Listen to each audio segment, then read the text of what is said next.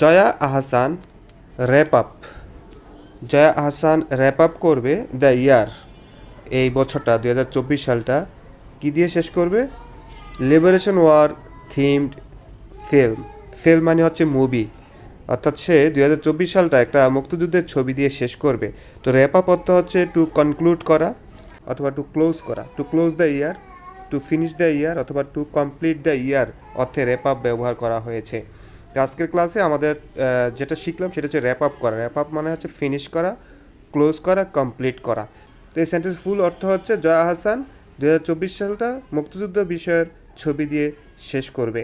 তো এর আগেও জয়া আহসানকে আমরা মুক্তিযুদ্ধ বিষয়ক ইতিহাস নিয়ে নির্মিত ছবিতে একাধিকবার দেখেছি।